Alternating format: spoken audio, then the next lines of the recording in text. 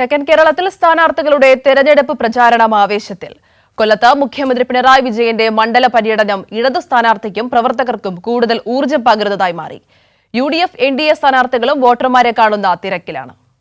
Thiruvananthapuram LDF സ്ഥാനാർത്ഥി പന്ന്യൻ രവീന്ദ്രൻ നേമം നിയോജക മണ്ഡലത്തിലാണ് പര്യടനം നടത്തുന്നത്. പാങ്ങോട് ജംഗ്ഷനിൽ നിന്നാരംഭിച്ച പര്യടനം മന്ത്രി വി ശിവൻകുട്ടി ഉദ്ഘാടനം ചെയ്തു. UDF സ്ഥാനാർത്ഥി ശശി തരൂർ പാറശാല നിയോജക മണ്ഡലത്തിലെ വെള്ളറട ബ്ലോക്കിലും NDA സ്ഥാനാർത്ഥി രാജീവ് ചന്ദ്രശേഖർ ക്ഷേത്ര ദർശനത്തിലുമാണ്. ആറ്റിങ്ങൽ ലോക്സഭാ മണ്ഡലം LDF സ്ഥാനാർത്ഥി വി ജോയി വാമനപുരം നിയോജക മണ്ഡലത്തിലാണ് പര്യടനം. UDF സ്ഥാനാർത്ഥി അടൂർ പ്രകാശ് വാമനപുരം അരുവിക്കര നിയോജക മണ്ഡലങ്ങളിലും NDA സ്ഥാനാർത്ഥി വി മുരളീധരൻ ആര്യനാട് മണ്ഡലത്തിലും വോട്ടർമാരെ കാണുകയാണ്. കൊല്ലം ലോക്സഭാ മണ്ഡലം LDF സ്ഥാനാർത്ഥി M മുകേഷിന് വേണ്ടി മുഖ്യമന്ത്രി പിണറായി വിജയൻ ചവറയിലെ യോഗത്തിൽ പങ്കെടുത്ത് സംസാരിച്ചു. കണ്ണനല്ലൂർ, ചടയമംഗലം എന്നിവിടങ്ങളിലെ യോഗങ്ങളിലും മുഖ്യമന്ത്രി പങ്കെടുക്കും. പത്തനംതിട്ടയിലെ ഇടതുമുന്നണി സ്ഥാനാർത്ഥി ഡോക്ടർ TM തോമസ് ഐസക്ക പൂഞ്ഞാർ നിയോജക മണ്ഡലത്തിലെ പര്യടനത്തിലാണ്.